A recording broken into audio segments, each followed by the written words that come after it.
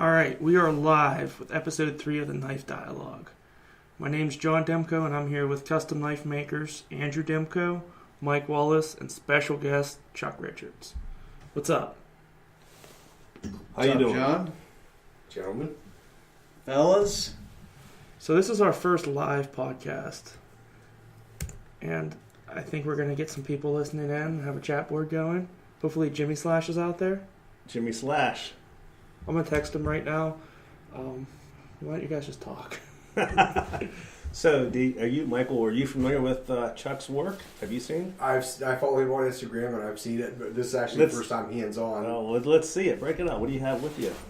My beater.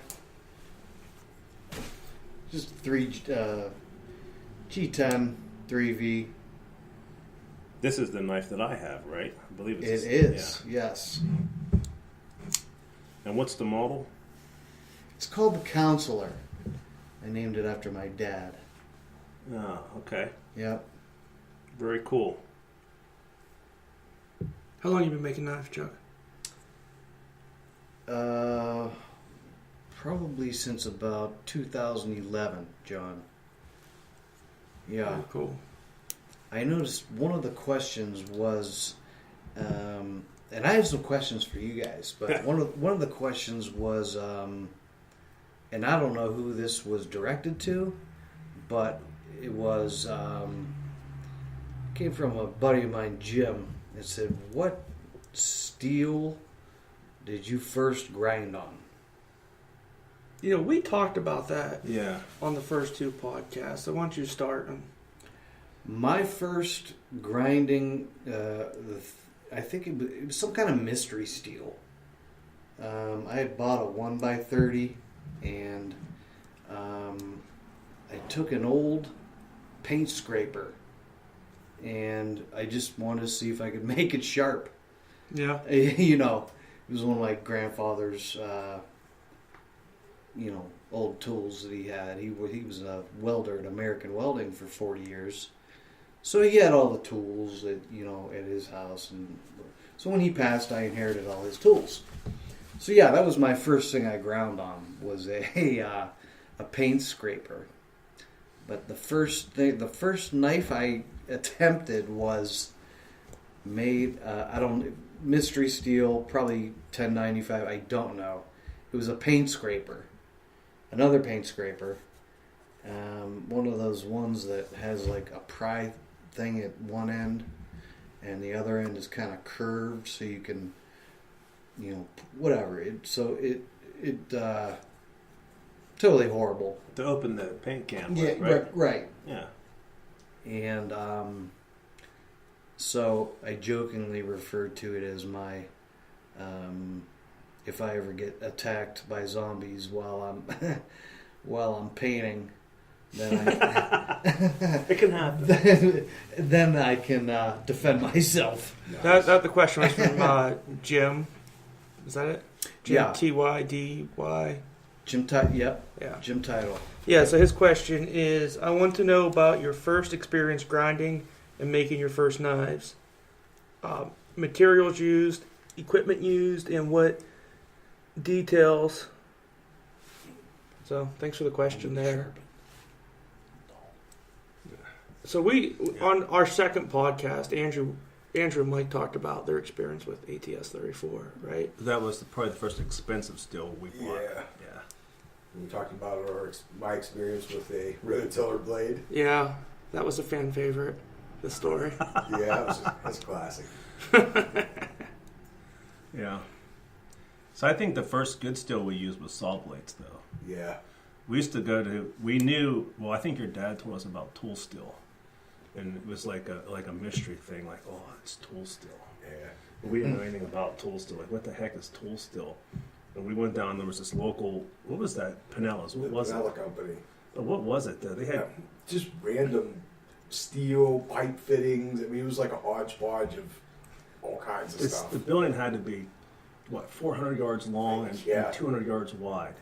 And they had, we got Mike Carter from there, and they had they'd have like 4-inch hex nuts, just amazing, goofy, amazing sized things in this giant building. And we said, hey, do you have any tool steel? And the guy's like, "Oh, we have tool steel, yeah." And so we bought all this tool steel. It wasn't tool steel. I don't know what it was, but it was some kind of steel that must have been partially hardened because it was harder than everybody else's steel that was not tool steel. So we made these swords, and our buddy, remember Doug, made the sword too. Yeah. And we started kind of just like not sword fighting, but just kind of hitting the edges together. How long ago is this? How long Oh, ago we you were guys? in like Yeah. 11th grade. Or Seriously? Yeah, young. Oh Yeah, man, Not out of high school. classic. He spent hours making his sword, and our swords cut big, huge grooves in his chips in his blades. Not chips, but cut into his blade. He had a serrated sword by the Yeah, time we were it's like done. it was like a sawtooth, horrible, and so we don't know what kind of Sounds steel safe. that was. Well, we didn't sort. We were just like like hey, just hitting. But yeah, we killed his sword with our swords. And then that's when we found those 2-foot saw blades, the hacksaw blades, which Yeah. I still use sometimes. You can get those hacksaw blades for power hacksaw, and they are tough, and they have a. You can get them full hard, or you can get them with a welded edge, and that welded edge is like the world's greatest knife steel almost, Yeah. but really hard to sharpen. That was pretty cool stuff, though. I made one of those on Instagram not too long ago. Me and Junior made a hacksaw blade knife project. Yeah, you can see the working pictures on Instagram. Sounds familiar. Yeah, it's a fun project. Cool. What else? This will be a fun question. Where was it?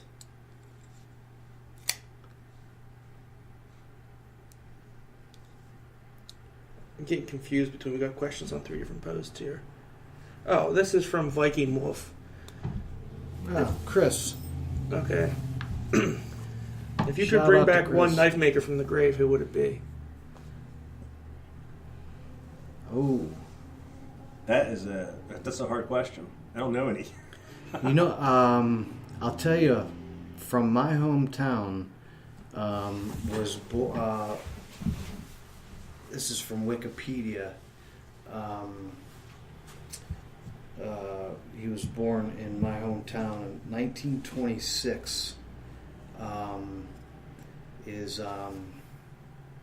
my gosh, I'm drawing a blank here. Bob Lovelace was born in the same. Bob Lovelace is from Ohio? Robert Lovelace, yep. Oh, I think I did know Born that. in Warren, Ohio. He went to Kent State. Yeah. Years later, he moved to Riverside, California. Mm-hmm. So yeah, RWL, Robert Waldorf Lovelace, is from Warren, Ohio. Born in the same hospital as me. I don't know, 100 years earlier than me.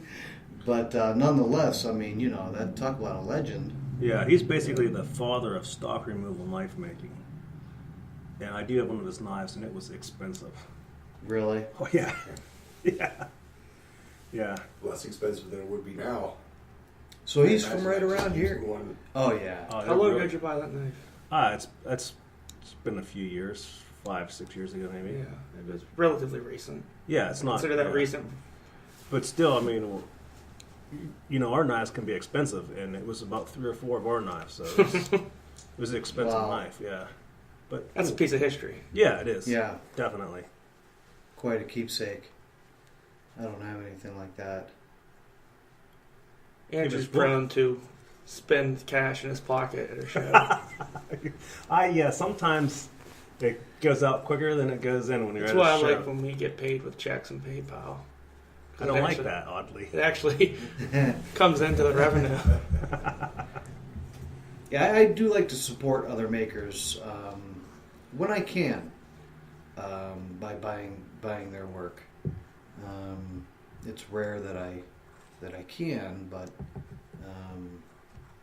I think it's important to support fellow makers and Yeah. Plus, it's interesting, to see different techniques and styles and Yeah. all that. So, do you guys have an answer? I do. Mike does. Mike Wallace? No, he may be living. I'm not 100% sure. I can't find any information about him. Okay, well- His name's Richard Batson, Okay. and he made knives to the best of my knowledge, he made knives strictly for the military. They were all like fixed blades back in like the Vietnam era. And they were just really badass, big Bowie knives.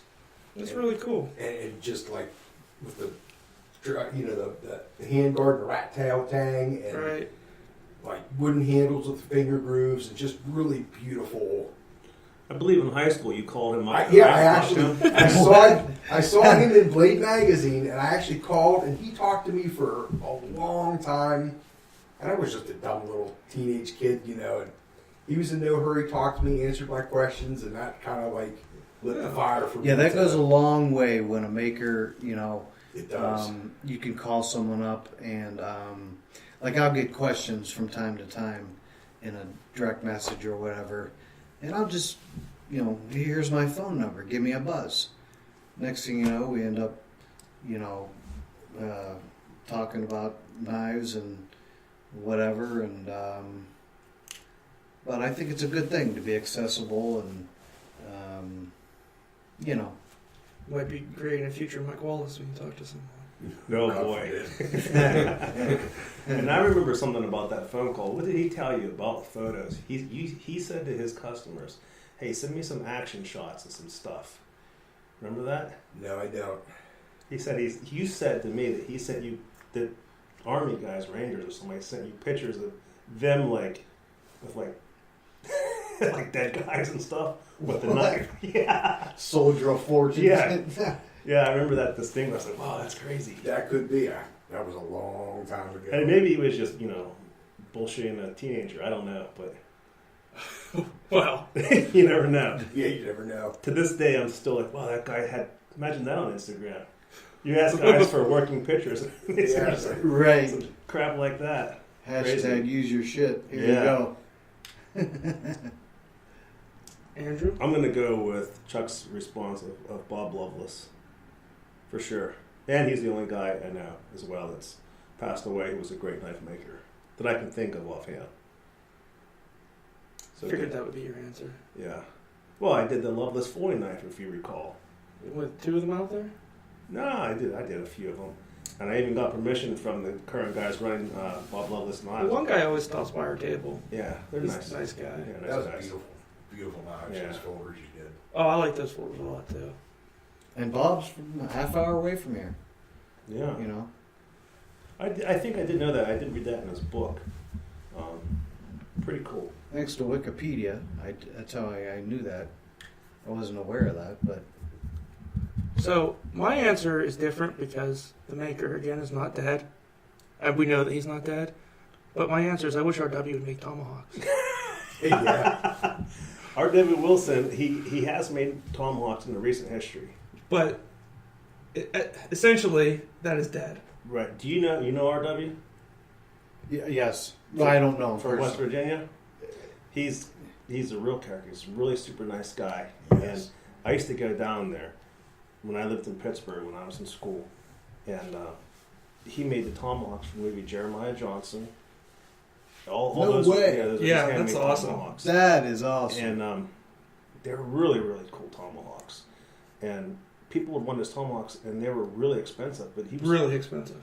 I mean, I don't, not really expensive, but Well, 10 years ago, they were- $1,000 or $1,200, $1,500, something like that. It's expensive, but not, you know. Yeah. There's a lot of knives now that are $1,000. yeah, but at that time, Yeah. there Yeah. was that price point was And he goes, I'd be at his house, and guys would be calling him up, asking for tomahawks, and be like, I ain't making those, you know. He'd say he wasn't making them. And every day he'd be making fixed blades, you know, $200, $400 fixed blades. I'm like, why the hell is he, you know, he's got guys beating his door down for tomahawks, and he's only making fixed blades. And now all kind of people want me to make 80-10s and stuff. I'm like, I'm like RW. I ain't making that. Yeah. So I know where he's coming from now. I was just looking at that knife he sold me for 10 cents. Oh, yeah. Remember that? Yeah, he sold John. What was it? It was like a skinny knife. Yeah, it's just one of his. We always just call it like an RW knife. Yeah, we call it actually. the RW knife. He was showing us how to put that solder, Silver solder. that and silver solder the on it. handguard. Yeah, he built that knife. Yeah. And It'd be a knife that he would sell at a show for like, say,